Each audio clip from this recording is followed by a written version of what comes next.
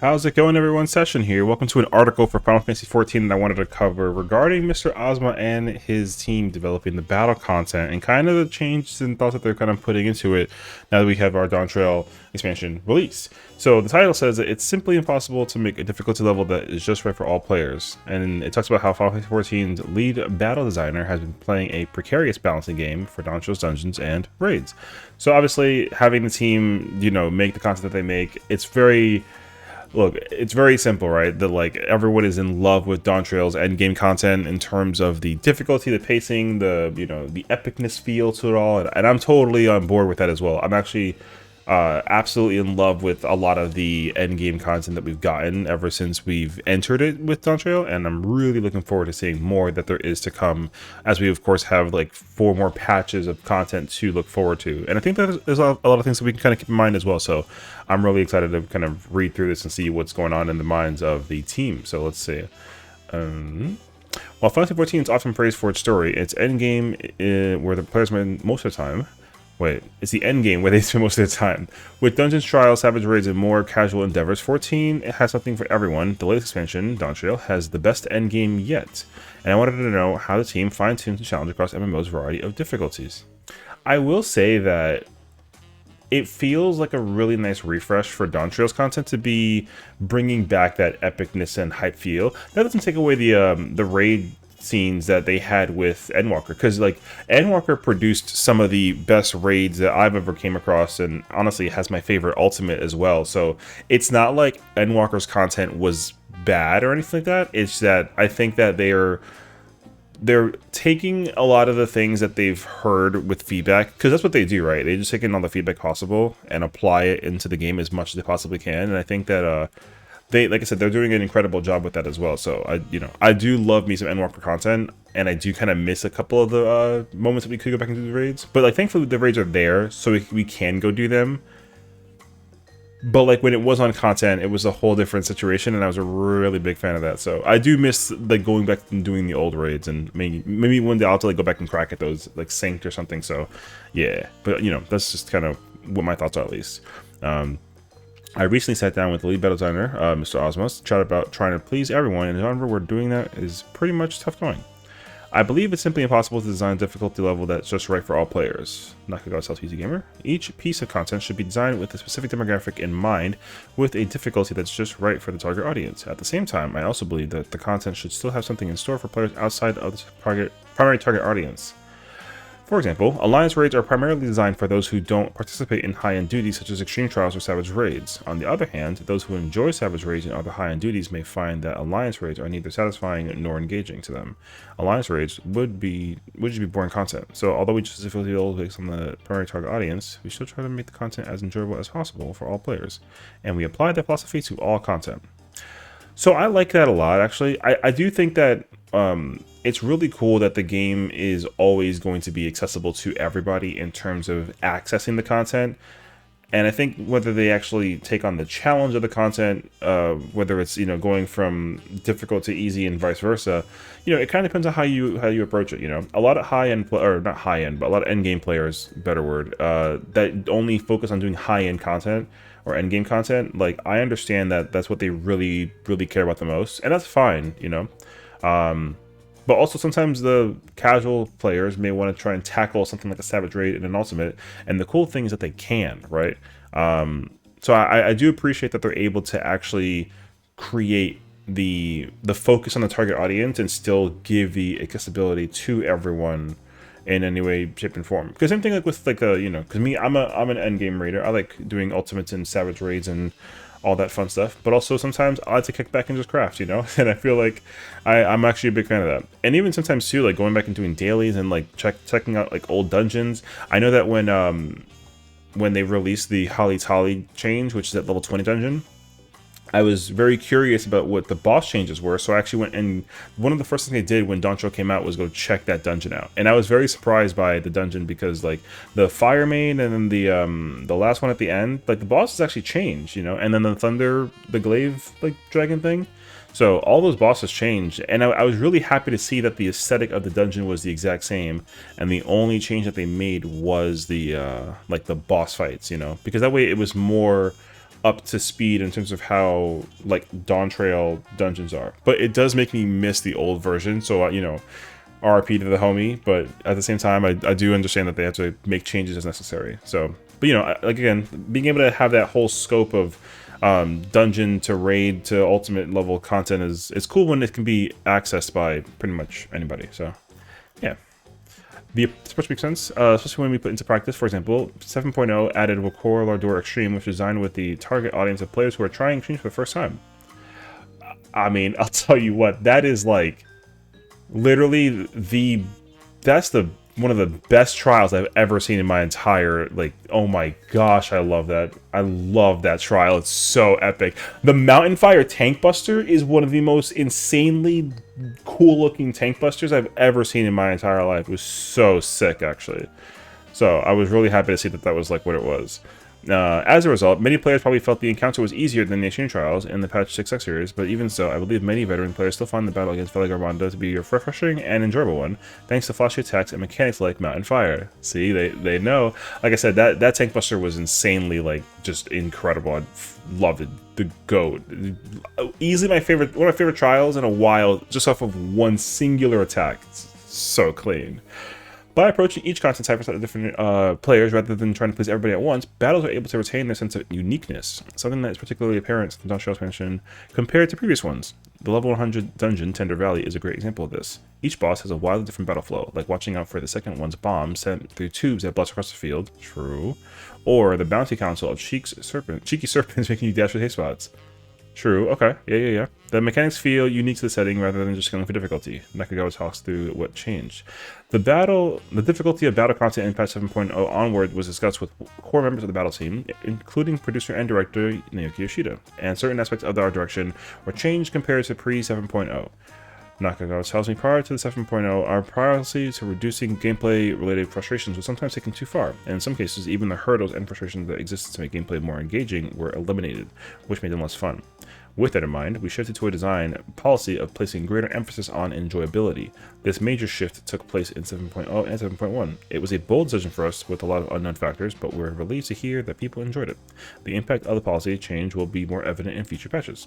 That's really exciting though, because honestly, one thing that because right now, like, 7.1 is like the, for lack of a better word, it's like the patch phase that there's not like a lot of content, because the content that they're giving us is just gonna hold us down until they give us like the real meat. So I would say, like, you know, because with 7.1 we got the new Alliance raid, which is a 10 out of 10 Alliance raid, probably the best Alliance raid since the Nier. I mean, like, again, Endwalker raids here was incredible. It just, because the mechanic unique ability in the Endwalker Alliance raid was incredible, like also 10 out of 10, but the difficulty was kind of where it was like, But, you know, for Juno though, the first walk, 10 out of 10 in terms of every way, shape, and form. The difficulty is incredible. It's very large scale, intense. You know, even though there actually is mechanical differentiation, and, like, you know, it's very like it's a lot, you know, and I like that. So they absolutely killed it with the Alliance raid this year. Again, 10 out of 10 Alliance raid.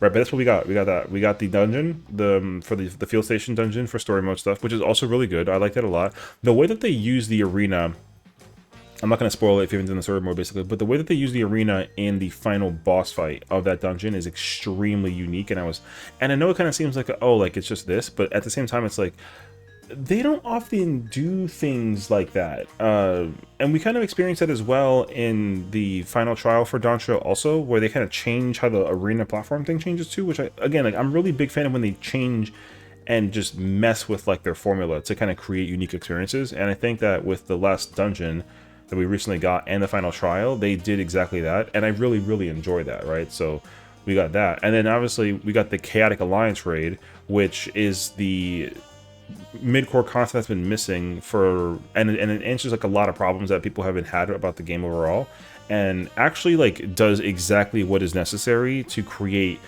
an opportunity for people to actually go and do that content, right? The difficulty is perfect, not necessarily difficult, but managing 24 brains to do it is, you know, it's something. And you know, and for the first time ever, they actually take large-scale content and actually utilize the entire arena but it's not just 8 players in 3 different locations doing the exact same thing. It's 2, but it's still, a lot of it actually does matter a lot, and I really like what they've done with it. Again, perfect content. And then of course we have the Ultimate, which, you know, is taking over a lot of players as well. And I think that everyone kind of has their own opinions about the Ultimate, and I have my own. Mine might be like a hot take, but you know, I understand that it's the first one and the difficulty is questionable, but it is what it is, and like, you know, we can kind of just look forward to the next patch. So like 7.2 through 5, we're going to probably, you know, we're going to get the introduction of the Relic.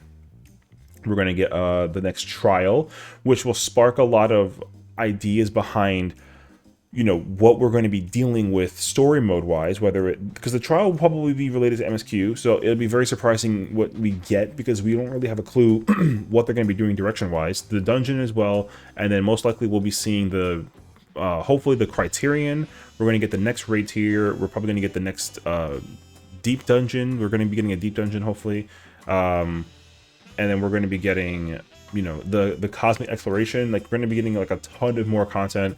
And also the big thing too is that 7.2 moving onward to 8.0 will actually be the time where they start making a lot of job changes, right? They kind of discussed this as well during the keynotes prior to Dawn Trail, that they're making a lot of job changes going into 8.0. And also Yoshi P's already confirmed that what he has set up for 8.0 in terms of like that level bump, because, you know, we went from like 90 to 100 for Dawn Trail. He already knows what we're doing from like level 100 to question mark. What it is unclear, and it won't be revealed until the keynote, but, you know, we do know that that is already, he's already figured it out, which is great. So they've already gotten started on working on making that, you know, preparation happen for 8.0, which is also like super hype, so looking forward to it.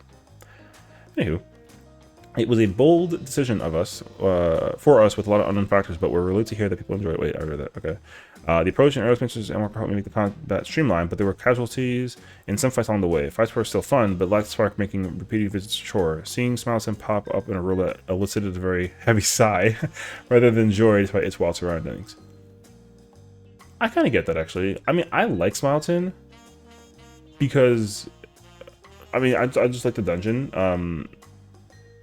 But yeah, I guess it was one of those dungeons that people were kind of like, oh, you know. And same thing with the other, like the escape, whatever. What's that, like, other dungeon? The one that has like the Omega music, kind of.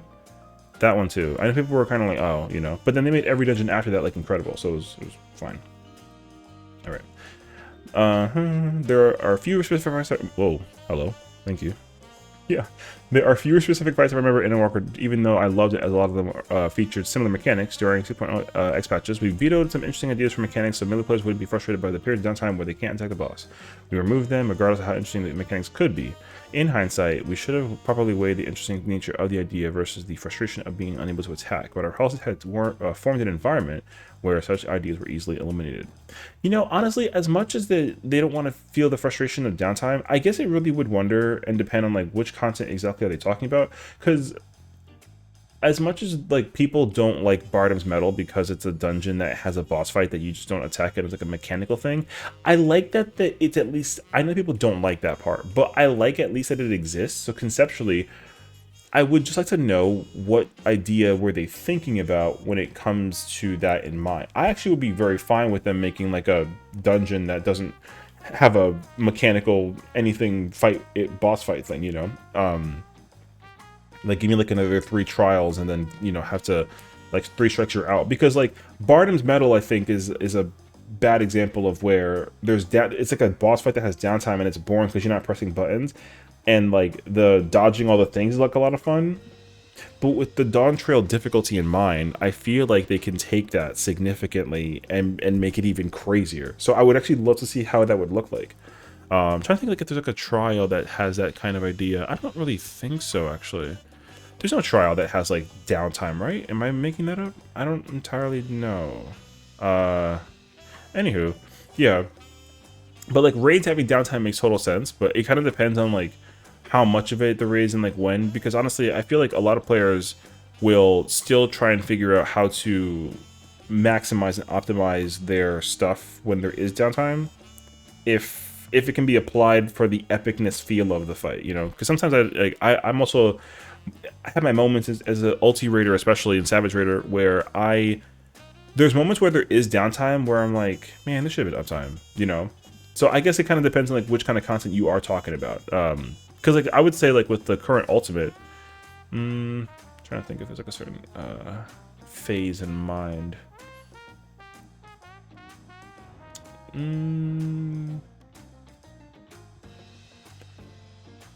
No, not particularly. I guess like the way that they do downtiming is like fine. The downtiming in Futures Written is not really like a problem. It's other factors that come into play with it that I have. So honestly, no, I think the downtiming, at least so far, content wise we've gotten, has been actually like very nice. So I guess I would like to see them experiment a lot more and see like kind of what thoughts they had at least in mind. So we'll see. And now we have a new direction. Thankfully, things are much different in Montreal. Bosses have their positionals once more, and recent duties like Ultimate Raid Feature Written are stuffed with pockets of downtime that have jobs planning their rotations more strategically. Which, again, I do like that a lot, but there's only one problem. His name is Pictomancer. But it's okay. From 7.0 onward, our policy is to properly assess and adopt interesting ideas as much as possible. There is a fine line between gameplay-related tension and fun. In moderation, tension makes for a greater sense of achievement when the hurdle is overcome and the content is cleared. Reducing tension and difficulties in turn can undermine a player's improvement and sense of achievement when taken to the extreme. With that in mind, reassessing the balance between the sense of achievement and the stress required to achieve it became our primary aim. For example, the Alexander raids in 3.x featured a variety of unique mechanics, including riding and operating a mount, being quarantined in a room via a crane game mechanic, or transforming into a gorilla to punch giant bombs away. Which, respectably, I would actually like for them to bring that back in a sense. However, Raiders don't like having to do that when they want to be able to have the damage thing become a factor, you know, because like wink, wink, nudge, nudge. So if they can basically figure out a way to apply that without necessarily transforming into a gorilla and like having to lose damage output, but still be able to like go back and forth and have, you know what I mean? The damage factor thing can actually be really, really cool. I'd actually like to see them apply that somehow. Because the mount operating thing, because you know, like in what is it A2 normal, like they have you in the little like buggy and then you gotta like drag the bombs away and like stun the things, like that will probably be like kind of like a questionable mechanic to add into like a Savage raid, but the mount thing with Cruise Chasers, like it's totally fine, you know. I think if anything more so what I would like is actually to I'm gonna get like a little experimental, so I do apologize.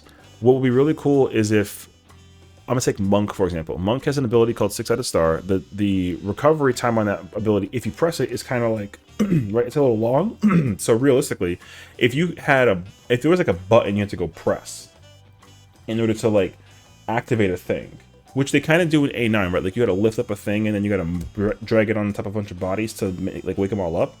If you can maintain like DPS uptime by pressing a button that allows you to go take the thing and like do it without like losing your GCD stuff, I think people would actually like to try that out, you know. I think that's what I feel, at least, because I wouldn't be opposed to it. Like if I had to be a tank player and like mid like downtime window I had to like press an attack and then press a button and then go back and press another attack, I feel like that speed factor is there, and I know that it's kind of like a lot, but you know, I'd be tempted to try it out, so you know, I get it.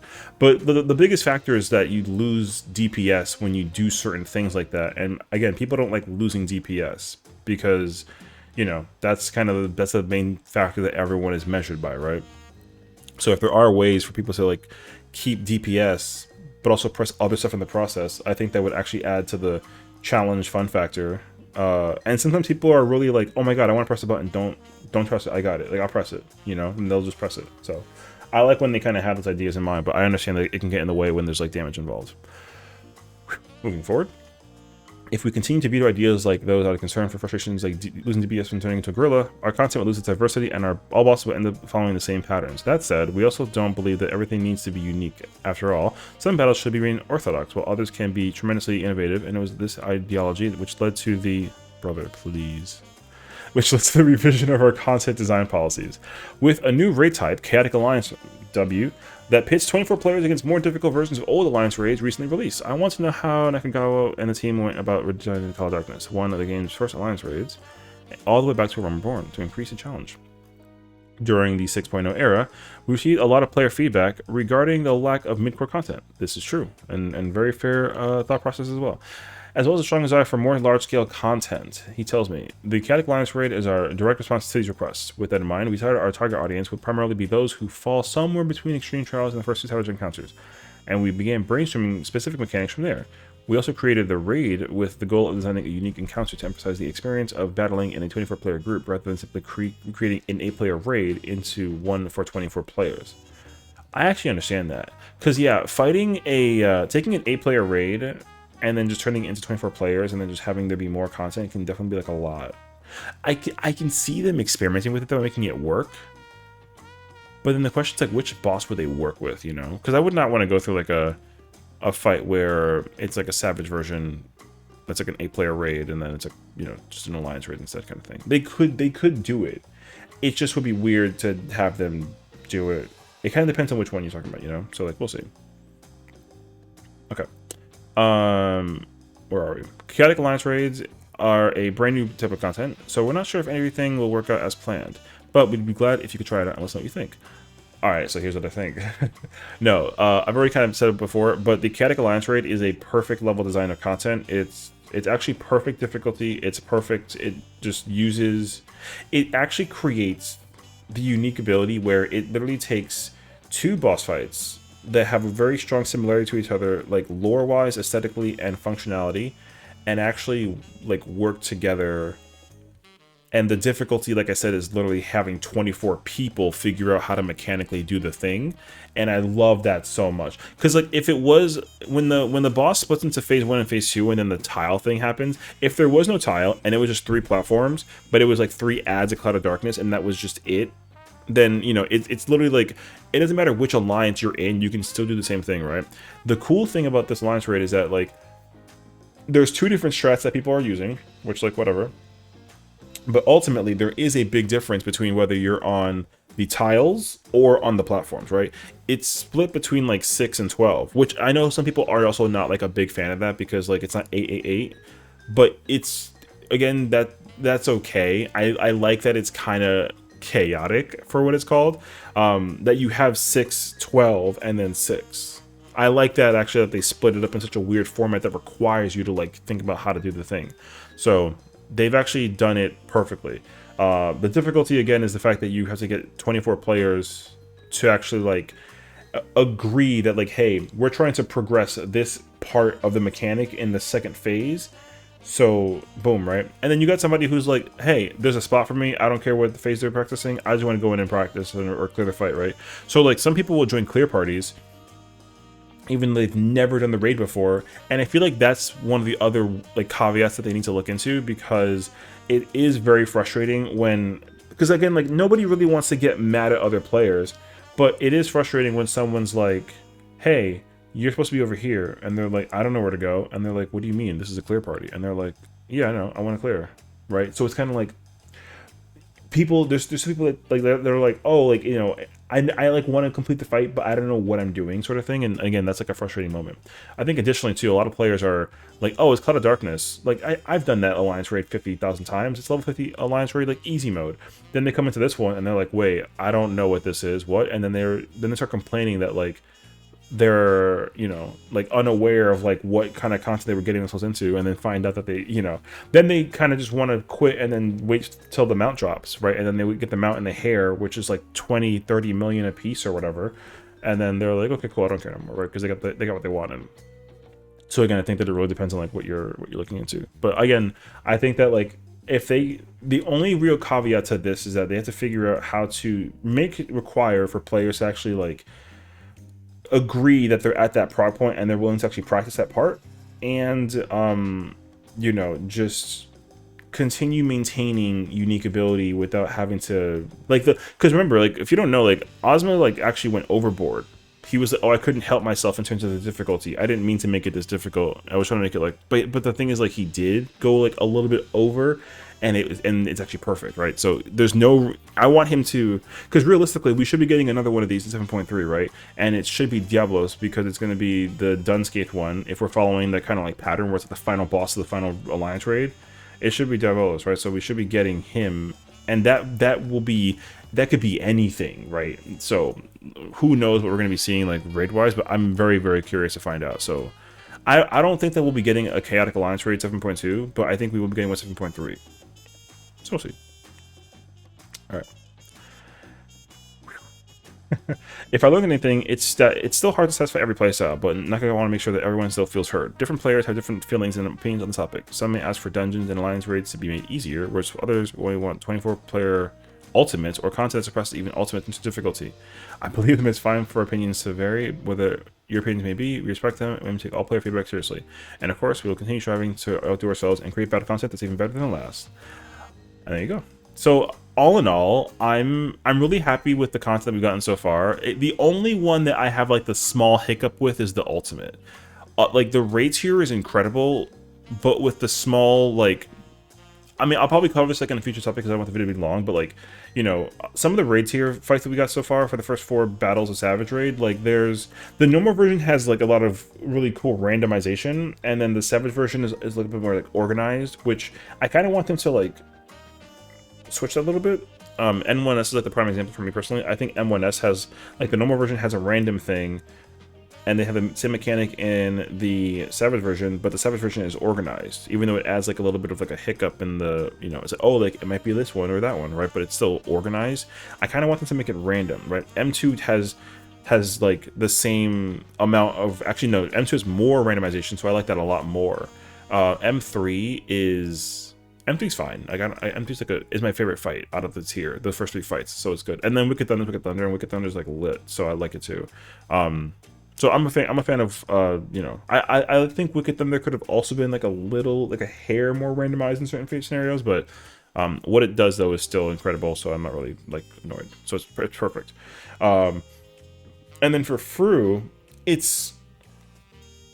I think that they just wanted to make the ultimate accessible to players because that's what their goal is, right? They want to try and create all scales of content, but also maximize accessibility in terms of who can actually do it. And I think that like people felt that the raid tier was on the easier side and allows people to get easier access into the ultimate, and people are progressing the ultimate as well with like an ease factor in mind, although some, you know, hiccups here and there with the caveat of playing like Pyromancer and that whole thing. But a lot of people are clearing this ultimate. So this is, again, like this is one of those moments where it kind of depends on like who you're asking and what you're talking about, because some people are still like eager to try and get into the ultimate. Some people are very like nervous about it. They're kind of unsure. You know, it's a whole spectrum, right?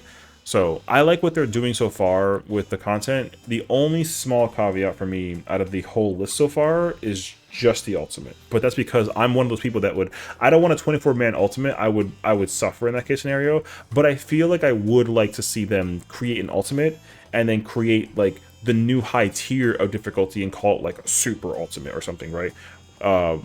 Where it's even more difficult than any concept that they ever designed, and then all, you know, no rules, right? I would actually like to see what that looks like.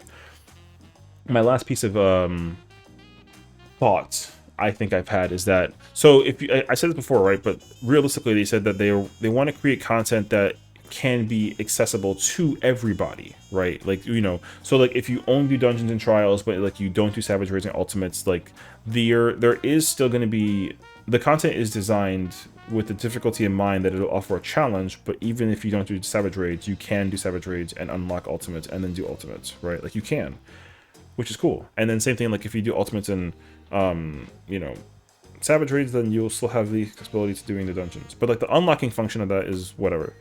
I would like to understand and see what it would feel like, not from like a player-based perspective, but from like a battle content game perspective, what it would look like to create content that would only be strictly accessible to like the higher end versus the lower end.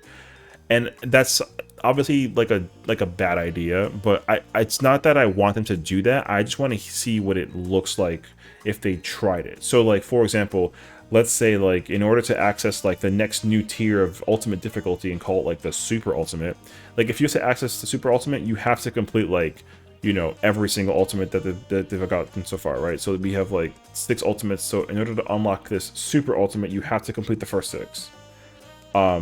Right, and then, oh, and like, you know, that kind of thing. Like, I would like to see what it would look like in that scenario, how it would be to have content that is like locked very strictly by a specific functionality, and see kind of what happens. Again, what should they do that? Like, probably not, right? But it's like food for thought, you know. That's how I feel. So honestly, but I'm really content with the content so far for Dawn Trail. I'm really happy about it all, and I'm definitely excited for more to come, because I know for sure that we're going to be seeing a lot of more content and a lot of more things coming. So a lot of fun is to be had, and I'm super happy about it. So thank you all for hanging out and tuning in, and hope you guys enjoy the article. Definitely check out the article. It's awesome. It's from PC Gamer. And it's going to be incredible. So I'm really glad that Ozma is listening to the feedback and actually like coming up with really cool ideas, and I'm looking forward to more about that. So thank you for watching, and take care.